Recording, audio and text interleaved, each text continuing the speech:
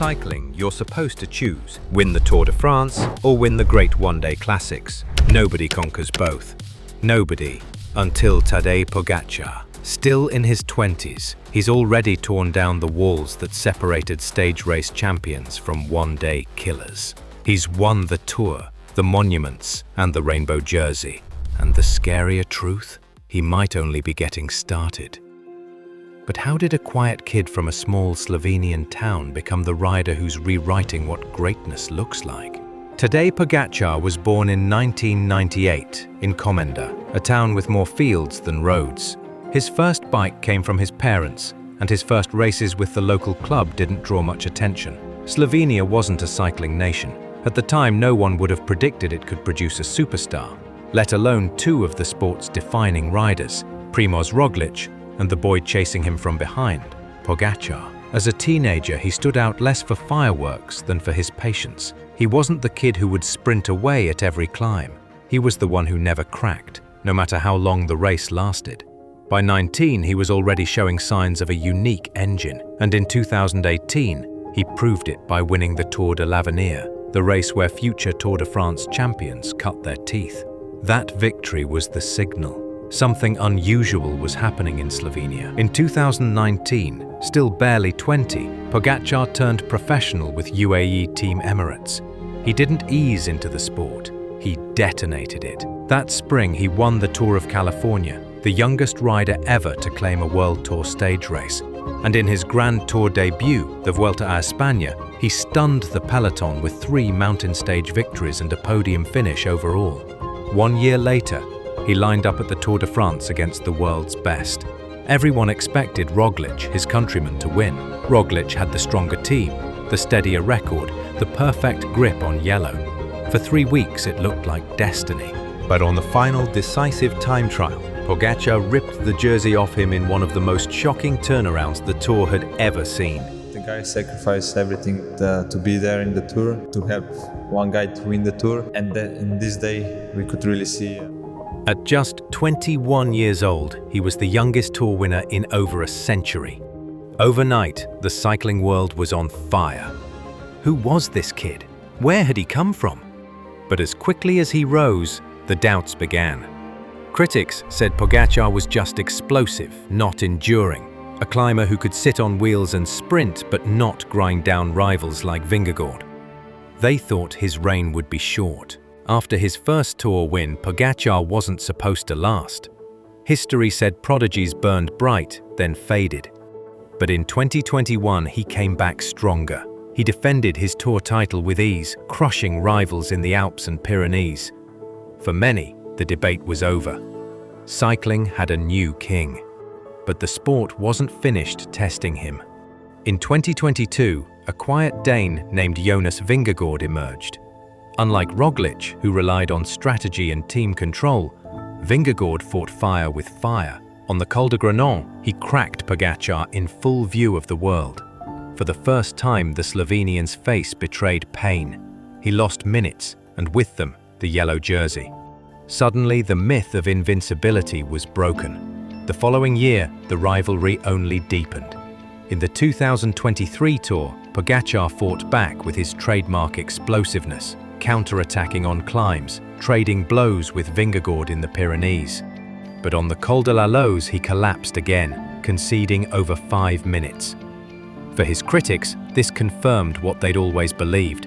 Pogačar was brilliant in bursts, but he lacked the raw endurance of his rival. The whispers grew louder.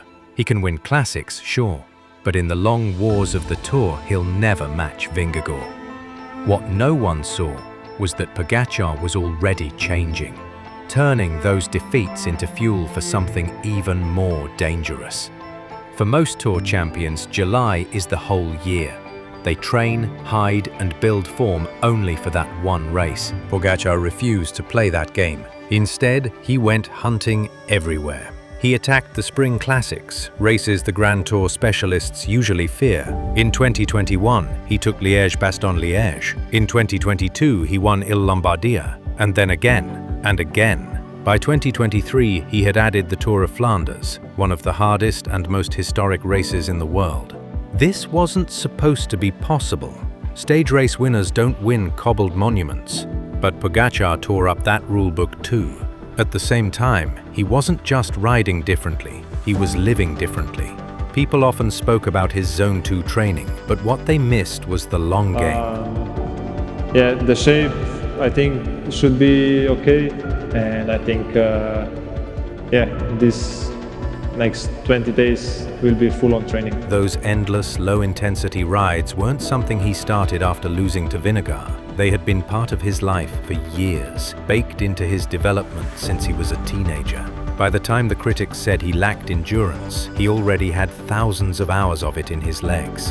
And that was just the start. Pogačar elevated everything: diet, recovery, sleep, altitude camps, even the smallest daily habits. Cycling had seen professionals before, but not this kind of total, long-term commitment at such a young age. By 2023, he wasn't a rider searching for endurance anymore. He was a rider finally cashing in on years of discipline.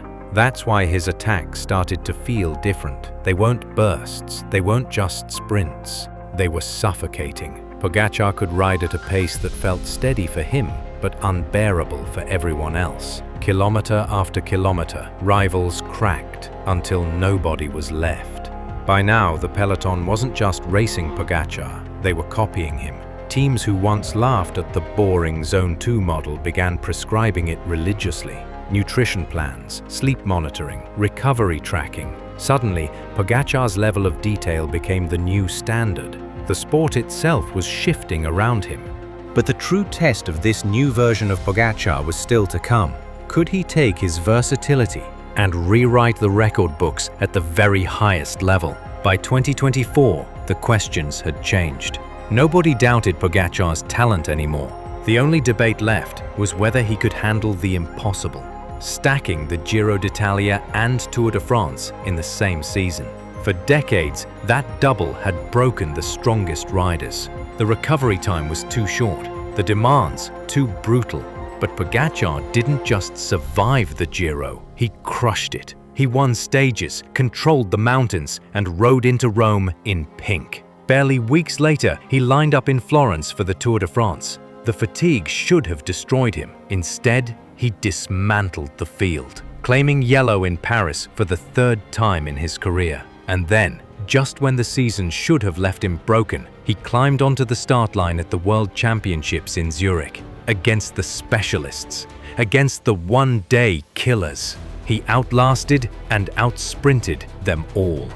Giro, Tour, Worlds in one season.